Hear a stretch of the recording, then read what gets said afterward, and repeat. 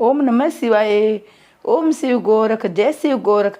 आज हम गुरु गोरखनाथ जी की जन्म कथा सुनेंगे। एक योग सिद्ध योगी थे। इन्होंने हठ योग परंपरा को प्रारंभ किया। इनको भगवान शिव का अवतार माना जाता है। गोरखनाथ को गुरु मच्छिंद्रनाथ जी को मानस पुत्र भी कहा जाता है। मान्यता के अनुसार एक बार गुरु मच्छिंद्रनाथ जी भिक्षा मांगने एक गांव गए। एक घर में भिक्षा देते हुए स्त्री बड़ी उदास दिखाई दी, तो गुरु ने पूछा, क्या समस्या है? स्त्री बोली, मेरी कोई संतान नहीं है। उस स्त्री को परेशान देख गुरु मच्छिंद्रनाथ जी ने उसको मंत्र पढ़कर एक चुटकी विभूति दी और पुत्र प्राप्ति का आशीर्वाद देकर चले गए। लगभग 12 साल के बाद गुरु मच्छिंद्रनाथ जी उसी गांव फिर से आए।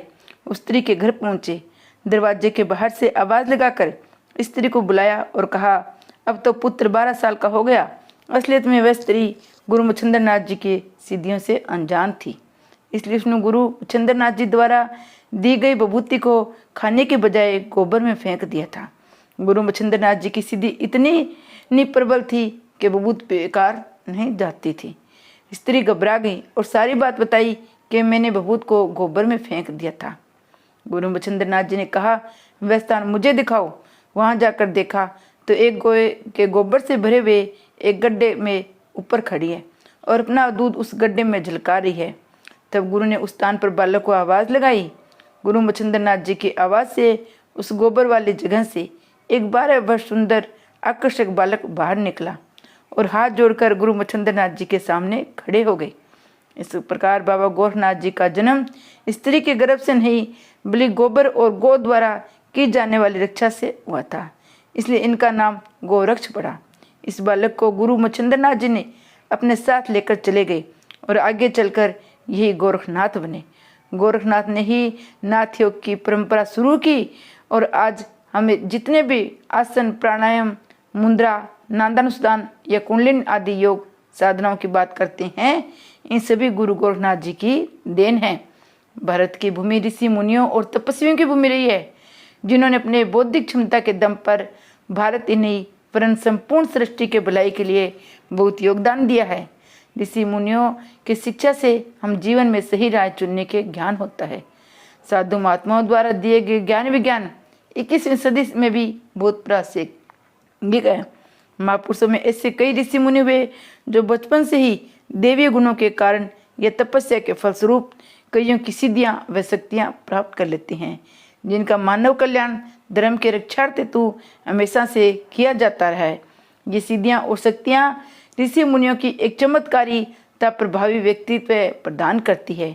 ऐसे सिद्ध योगियों के लिए भौतिक सीमाएं किसी प्रकार की बाधा उत्पन्न नहीं कर सकती। गोरखनाथ जी शब्द का अर्थ ही गुरु गोरखनाथ। गुरु गोरखनाथ को गोरक्ष के नाम से भी जाना जाता है, जिसका शाब्दिक अर्थ गाय को रखने वाला, पालने वाला और गाय की रक्षा करने वाला होता है। सनातन धर्म में गाय का बहुत ही धार्मिक महत्व है। मान्यता है गाय के शरीर में सभी 33 करोड़ देवी देवताएं निवास करते हैं। भारतीय संस्कृति में गाय को माता के रूप में पूजा जाता है। गुरु गोरखनाथ के नाम पर उत्तर प्रदेश में गोरखपुर का नगर है। गुरु गोरखनाथ ने यहीं पर अपनी समाधि ली थी। गोरखपुर में बाबा गोरखनाथ का एक भव्य और प्रसिद्ध मंदिर है। इस मंदिर और पर मुगल काल में कई बार हमले हुए, इसे तोड़ा गया, लेकिन हर बार यह मंदिर गोरखनाथ जी के आशीर्वाद से अपने पूरे गौरव के साथ आज भी खड़ा हो गया है। बाद में नाथ संप्रदाय के साधुओं द्वारा सैन्य टुकड़ी बनाकर इस मंदिर की दिन रात रक्षा की गई। भारतीय ने नेपाल में भी गोरखा नाम से एक जिला और गोरखा राज्य भी कहा है। कहा जाता है गुरु गोरखनाथ ने यहाँ डेरा डाला था, जिस वजह से इस जगह का नाम गोरखनाथ के नाम पर पड़ गया। यहाँ के लोग गोरखा जाति के कहलाए। गुरु गोरखनाथ का जन्म स्त्री गर्भ से नहीं हुआ, बल्कि गोरखनाथ का अवतार हुआ था। सनातन ग्रंथों के अनुसार गुरु गोरखनाथ हर युग में हुए हैं। उनको चिरंजीवियों में से एक गिना जाता है। गुरु गोरखनाथ की उत्पत्ति गहन शोध विषय है। कई गुरु गोरखनाथ की उत्पत्ति गहन शोध का विषय है।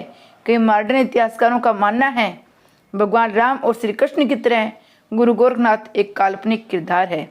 कई इतिहासकारों का कहना है गुरु गोरखनाथ का काल 9वीं शताब्दी के मध्य में भी था, लेकिन सनातन पंचांग में दुनिया का एकमात्र वैज्ञानिक कैलेंडर है। माने तो गोरखनाथ सभी युगों में थे। भगवान श्री राम और भगवान श्री कृष्ण से संवाद में विस्थापित किए गए थे। नेपाल के गोरखा जिले में एक गुफा है जिसके बारे में कहा जाता है गुरु गोरखनाथ ने यहाँ तपस्या की थी। आज भी उस गुफा में गुरु गोरखनाथ के पग चिन्ह मौजूद है, साथ ही उनकी एक मूर्ति भी है। इसी स्थान पर गुरु गोरखनाथ की स्मृति में प्रतिवर्ष वैशाख पूर्णिमा को एक उत्सव का आयोजन किया जाता है जिसे बड़ी हर्षोल्लास के साथ मनाया जाता है। इस उत्सव को रोट उत्सव के नाम से जाना जाता है। नेपाल नरेंद्र देव ने गोरखनाथ के बड़े भगत थे। वह उनसे दीक्षा प्राप्त कर उनके शिष्य बन गए थे। गुरु गोरखनाथ के जीवन में बहुत से प्रसंग आए। गुरु गोरखनाथ जंगल के मध्य स्थित में एक पहाड़ पर महादेव की तपस्या में लीन थे। गोरखनाथ की इस भक्ति को देखकर माता पार्वती ने भगवान शंकर से पूछा, ये कौन है जो आपके प्रसन्न करने के लिए इतनी कठिन तपस्या करे हैं। तब महादेव ने माता पार्वती को बताया, जन कल्याण और धर्म की रक्षा करने के लिए मैंने गोरखनाथ के रूप में अवतार लिया है। इसलिए महान योगी गोरखनाथ को शिव अवतार भी कहा जाता है। त्रेता युग में गोरखपुर में गुरु गोरखनाथ का आश्रम था। सनातन ग्रंथों के अनुसार श्री राम के राज्याभिषेक का निमंत्रण गुरु गोरखनाथ के पास भी था। वह उत्सव में शामिल हुए थे। द्वापर युग में कई हिंदू ग्रंथों के अनुसार द्वापर युग में जूनागढ़ स्थित गोरख मंडी में गुरु गोरखनाथ ने तप किया था। इस स्थान पर श्री कृष्ण और रुक्मिणी का विवाह भी संपन्न हुआ था। गोरखनाथ ने देवताओं के अनुरोध पर द्वापर युग में श्री कृष्ण और रुक्मिणी की विवाह समारोह में अपनी उपस्थिति दी थी। कलयुग काल के दौरान कहा जाता है राजकुमार बप्पा रावल किशोरावस्था में एक बार घूमते घूमते बीच बिहड़ जंगल में पहुंच गए। वह उन्होंने एक तेजस्वी साधु को ध्यान में बैठे हुए देखा जो गोरखनाथ बाबा थे। गुरु गोरखनाथ के तेज से प्रभावित होकर बप्पा रावल ने उनके निकट ही रहना प्रारंभ कर दिया था। उनकी सेवा प्रारंभ कर दी। कुछ दिन बाद जब गोरखनाथ का ध्यान टूटा तो बप्पा रावल की सेवा से वे प्रसन्न हुए। उन्हें एक तलवार आशीर्वाद के रूप में दी। बाद में इस तलवार से मुगलों को हराकर चित्तौड़ राज्य की स्थापना बप्पा रावल ने की थी। गुरु गोरखनाथ जी की महिमा का कोई अंदाज नहीं लगा सकता। आज भी बड़ी संख्या में लोग गुरु गोरखनाथ के प्रति अटूट विश्वास और आस्था रखते हैं। ये श्रद्धा सिर्फ भारत तक ही सीमित नहीं है बल्कि पूरे नेपाल और पाकिस्तान के कुछ भागों में भी लोग बाबा गुरु गोरखनाथ के मंदिरों में पूजा अर्चना करते हैं। खिचड़ी मकर संक्रांति के पर्व पर गोरखपुर के प्रसिद्ध गोरखनाथ मंदिर में लाखों की संख्या में खिचड़ी का चढ़ाव चढ़ाते हैं और गोरखनाथ जी को अर्जी लगाते हैं। गोरखनाथ जी का मंदिर गोरखपुर में है, गोगामेड़ी में है, गोगा जी के जन्म स्थान ददरेवा में है। जगह जगह गोरखनाथ जी के मंदिर बने हुए हैं जहाँ पे गोरखनाथ जी की धोक लगाई जाती है और मनते पूरी की जाती है। बाबा जय शिव गोरख, ओम शिव गोरखनाथ जी की जय।